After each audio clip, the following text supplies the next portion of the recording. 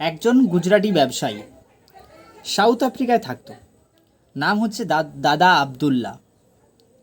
ওনার ওখানে ব্যবসায় অনেকটাই লস হয়ে যায়। সেই জন্য দেশে এমন একজন ব্যক্তিকে আমন্ত্রণ জানিয়েছিল সাউথ আফ্রিকাতে, বলেছিল তোমাকে ট্রেনের টিকিটটাও পর্যন্ত বুক করে দিয়েছিল।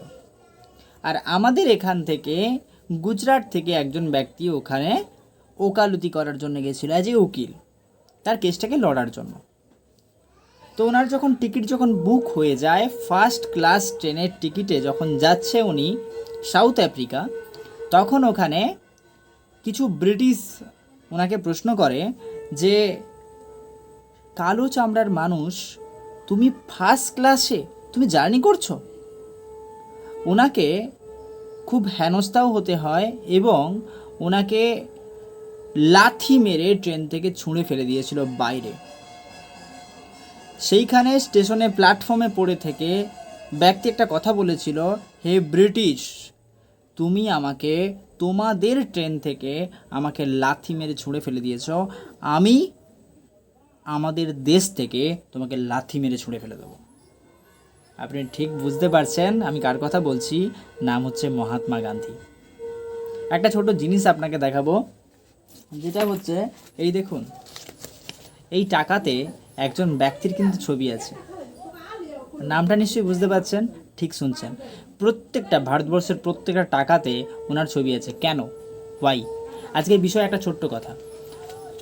1869 সালে গুজরাটের একটা ছোট্ট গ্রামে জন্মগ্রহণ করে। নাম হচ্ছে মোহনদাস করমচাঁদ গান্ধী। 1888 সালে ইংল্যান্ডে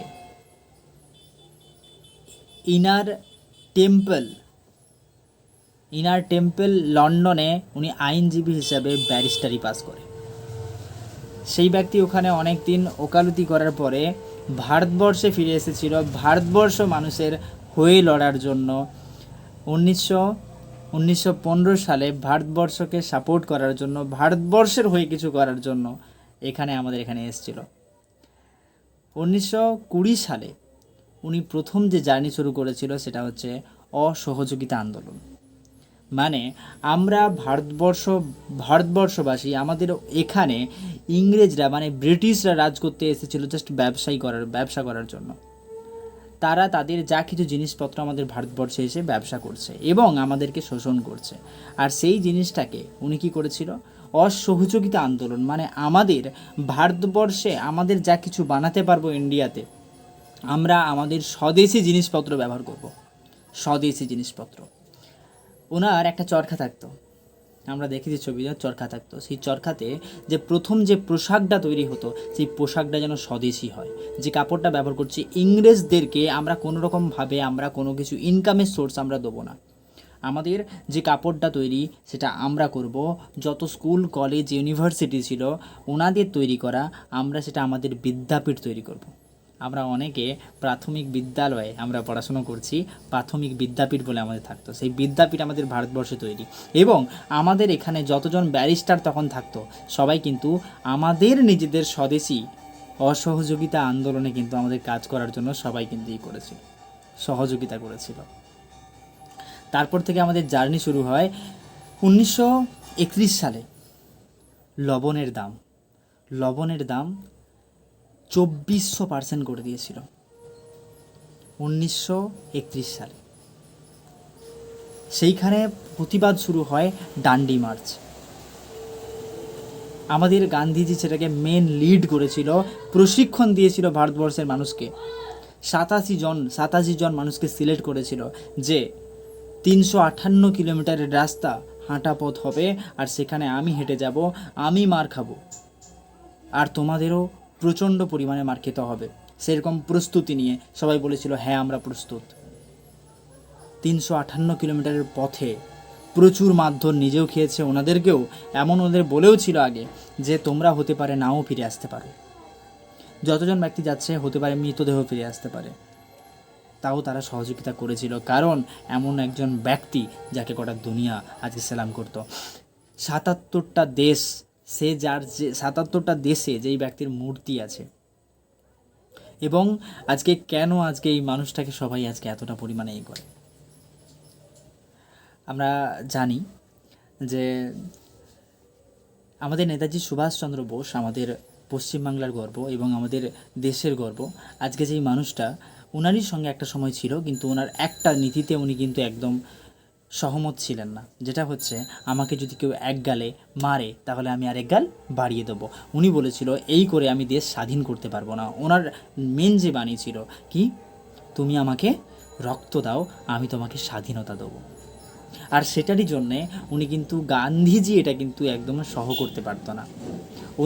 ওনার পক্ষে যে দাঁড়িয়েছিল সেটা হচ্ছে সীতারামাইয়া। ইলেকশন যখন দাঁড় করানো হয় ওনার পক্ষে দাঁড়িয়েছিল সীতারামাইয়া, আর সে পাশে ছিল নেতাজি সুভাষচন্দ্র বোস।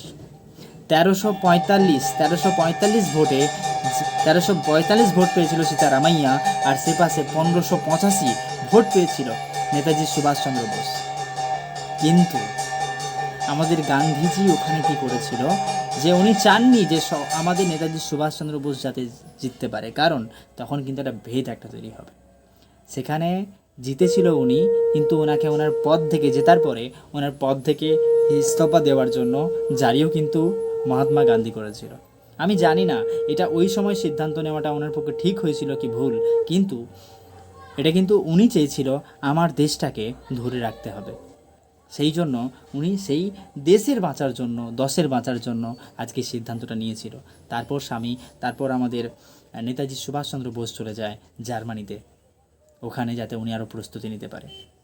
আর সেখানে যাওয়ার আগে একটা কথা বলে গেছিল, হতে পারে আমাদের দু লোকার রাস্তা আলাদা।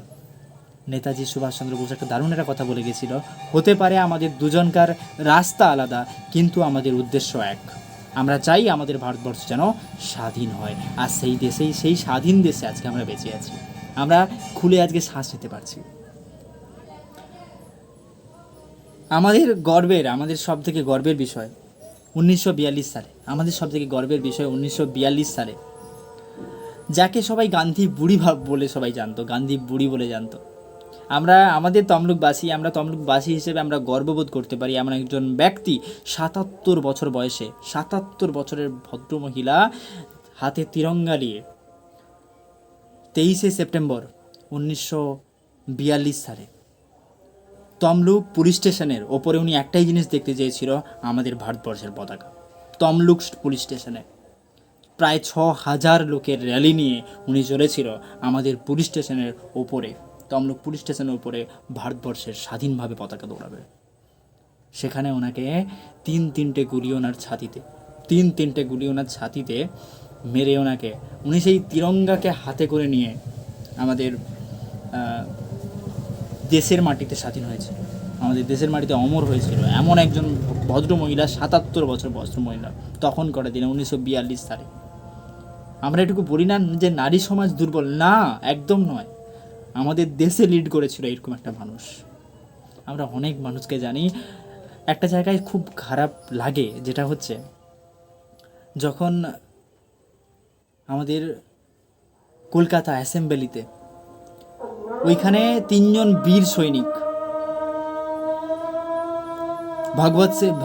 ভগৎ সিং, সুখদেব, জয়গুরু, যখন বোম ওখানে ব্লাস্ট করেছিল, তারা যখন নিজেদেরকে পুলিশদের হাওয়ালে করে দিয়েছিল, তখন ওখানে আমাদের গান্ধীজি ওখানে কিন্তু একটা বিল পাস করার জন্য ইংরেজদের কাছে, ব্রিটিশদের কাছে একটা কন্ট্রাক্ট হয়, যেখানে কিন্তু তারা কিন্তু বলেছিল তোমাদের এখান থেকে ভগৎ সিং তাদেরকে ফাঁসি বলছিল, এখানে আপনি যা করতে পারেন। এখানে বলেছিল আমরা অসহযোগ, মানে আমরা এইভাবে লড়ছি, আমরা শান্তিপূর্ণ লড়ছি, তারা অশান্তিপূর্ণভাবে লড়ছে। সেখানে দেশকে বাঁচানোর জন্য আমাদের দেশের আজকে 3 জন বীরপুত্র আজকে এইভাবে ফাঁসি হলো। এটা আমাদের খুবই দুঃখের বিষয়। আমি জানি না গান্ধীজির এটা সেই মুহূর্তে কি করার ছিল, কিন্তু একটাই উদ্দেশ্য ওনার ছিল, যে জীবনে আমাদের দেশকে রক্ষা করতে হবে, আমাদের দেশকে রক্ষা করতে হবে, আমাদের দেশকে স্বাধীন করতে হবে। এই স্বাধীন দুনিয়াতে আজকে আমরা আছি ঠিকই, কিন্তু আজকে প্রশ্ন তো জাগে যে এই মানুষটার আজকে বীরত্বের জন্য আজকে কখনো উনি এই এতে আসেনি, কখনো উনি পার্লামেন্টে দাঁড়ায়নি, কিন্তু আজকে আমাদের ভারতবর্ষের প্রতিটা নোটে আজকে ওনাকে নেশন অফ দ্য ফাদার বলা হয়, রাষ্ট্রপিতা বলা হয়। আর এইরকমই একটা দিনে তো এইসব মানুষ অমর থাক, জয় হিন্দ। আমরা গর্বিত, আমরা ভারতবাসী, আমরা গর্বিত, আমরা ভারতকে ভালোবাসি। Thank you so much. ভালো থাকুন, সুস্থ থাকুন।